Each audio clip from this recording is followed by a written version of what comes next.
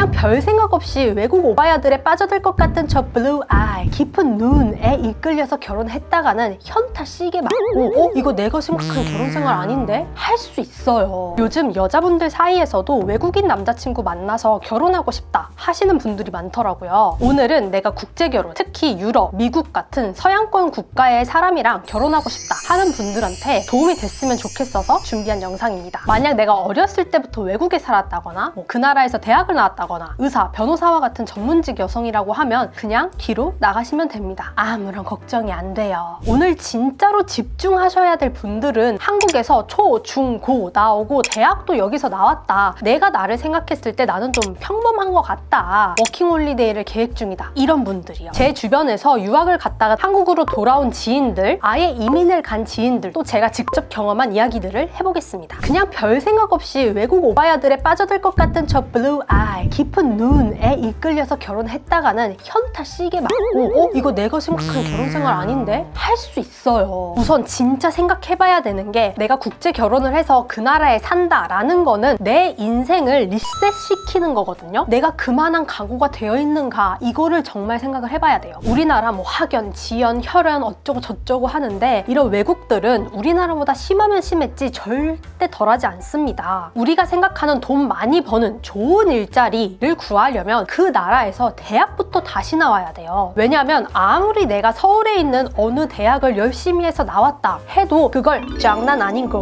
너 내가 정규직으로 고용해 줄게 라고 할 기업 혹은 사장님이 있을 가능성이 거의 없어요. 왜냐고요? 한마디로 내가 나온 대학은 그들한테는 듣보잡이거든요. 몰라요 그냥. 그래서 그 나라에서 대학원을 안 나온 상태에서 내가 어떻게 국제 결혼을 했다? 그러면 당장 내가 그 나라 가서 먹고 살려면 할 수 있는 게 마트 직원, 서빙 뭐 이런 직업뿐인 거예요. 현타가 시게 옵니다. 그래서 오히려 한국에서 대학까지 나오고 내 모든 백그라운드가 한국에 있다라고 하면 정말로 내가 이 한국에서 쌓아 올린 거를 제로 베이스에서 외국에 가서 리셋할 수 있는지 이런 거에 대한 생각을 꼭 해보셔야 되고요. 그래서 오히려 뭐 난 뭐 외국에 나가나 한국에서나 뭐 피차 일반이다. 그냥 바닥부터 다시 시작하는 거다 라고 하시는 분들은 오히려 상관이 없어요. 근데 내가 한국에서 좋은 대학까지 나왔어. 혹은 좀 안정적이게 공무원, 뭐 교사 이런 자리가 내가 좀 들어갈 수 있을 것 같아. 자리를 이미 잡았어. 이러면 정말 진지하게 국제 결혼은 다시 생각을 해보셔야 돼요. 괜히 이민 1세대가 제일 힘들고 이민 2세대부터는 1세대의 피눈물 위에서 자란다는 말이 괜히 있는 게 아니더라고요.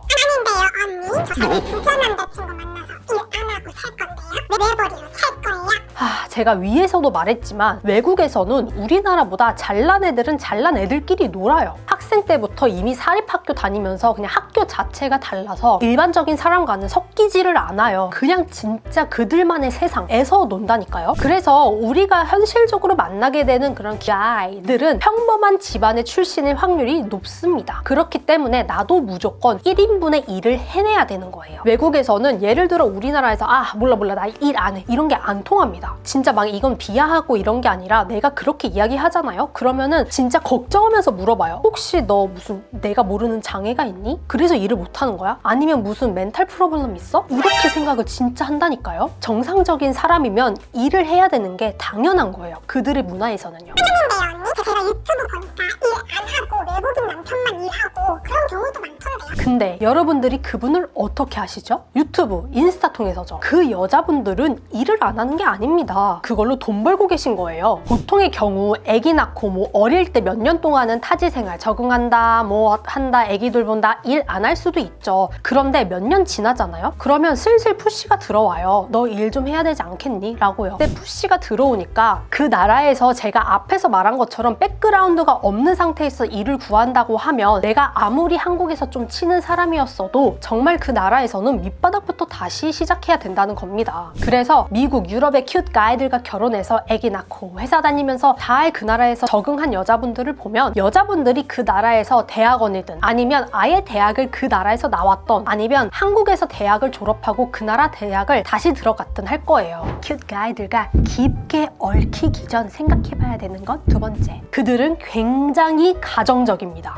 가정적인 게 뭐요? 좋은 거 아니에요? 뭐랄까 우리가 가지는 고정관념에서는 가족 중심적이고 화목하고 분위기가 좋다 이런 생각이 있잖아요. 그러니까 가족이 아닐 때는 얘네가 너무 개인주의가 심하다 보니까 서로 좀 선도 센 것 같고 일정 범위 안으로는 내가 좀 비집고 못 들어가는 느낌이 있어요. 근데 결혼해서 내가 이 가족이라는 단어 안으로 들어가면 확실히 내가 좀 소속감 같은 게 생기고 보호를 해주는 느낌이 들거든요. 그래서 그런지 얘네들은 뭐랄까 한마디로 말하면 교류가 되게 자잘하게 많아요. 그런데 이거 반대로 생각하면 어때요? 나는 국제 결혼을 하는 거잖아요. 온전히 내 입장에서만 생각을 해보자면 나는 시댁 식구들이랑 이 많은 엄청난 시간을 보내는 거거든요. 그냥 가정적이다, 좋다 이렇게만 생각하기 쉬운데 내가 이런 문화적인 차이를 감당할 수 있는 깜냥이 되느냐, 내가 그런 성향이 있느냐를 진짜 좀 생각을 해보셨으면 좋겠어요. 지금 여자분들이 뭐 5060 우리 어머니 세대들이 시집살이 한 거를 보고 시댁 식구라는 이런 단어만 딱 들었을 때 떠오르는 이미지가 그렇게 좋지 않거든요. 근데 오히려 한국이 가족 문화에 있어서는 더 개인적일 수 있어요. 우리 가족, 내가 꾸린 우리 가족들과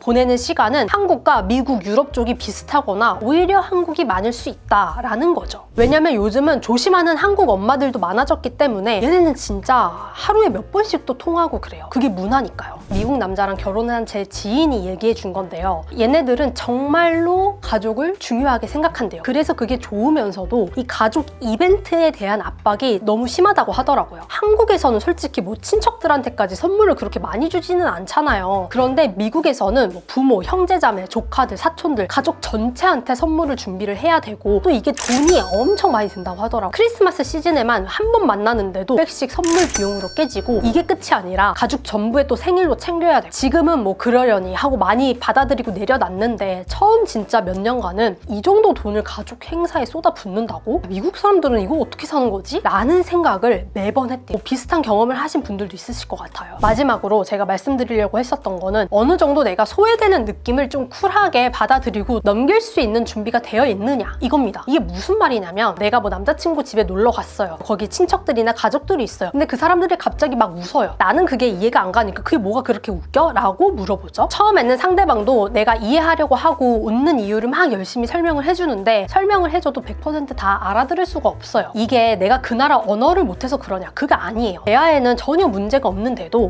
문화권에서 자란 사람들만 이해할 수 있는 그런 미묘한 농담이나 문화적 배경은 좀 따라갈 수가 없더라고요. 왜 우리나라도 그렇잖아요. 한국인들은 다 알아듣는데 다른 사람들이 봤을 때는 이게 무슨 말인가 하는 것들도 많고 이런 밈이나 주위에 물어보면 아이를 낳으면 가족 중에 나 혼자 뭔가 이해를 못해서 또 소외감을 느낀다고 하더라고요. 이 같은 타이밍에 100% 함께 다 웃을 수는 없다. 내가 이런 거를 정말 중요시 여기는 사람이라고 하면은 마음의 준비를 해야 될 포인트라고 생각을 해요. 오늘은 미국, 유럽의 큐트 가이들과 연애에서 또 국제 결혼까지 하고 싶다라고 하는 공주들이 꼭 염두해봤으면 좋겠는 내용들을 정리를 해봤어요. 한국에서 뭐 초, 중, 고 다 나오고 대학도 여기서 나오셨고 내가 백그라운드가 어느 정도 한국에 많다. 내가 외국으로 갔을 때 인생을 리셋한다고 했을 때 잃을 게 더 많을지도? 라는 생각이 드는 여성분이라면 제가 오늘 말한 이 세 가지 포인트들을 정말 깊게 생각해보셨으면 좋겠어요. 겉으로는 반짝반짝해 보여도 현실은 쉽지 않다라는 거를 꼭 알아주셨으면 합니다. 물론 좋은 일도 많지만 그만큼 힘든 일도 많습니다. 앞으로도 이런 연애 꿀팁들, 내 시간을 낭비하지 않으면서 온팡지게 연애도 잘 하는 방법이 궁금하다면 구독, 알람 설정해주시고 꿀팁들 놓치지 마세요. 우리는 다음 영상에서 더 좋은 모습으로 뵐게요. 감사합니다. 안녕. 바이.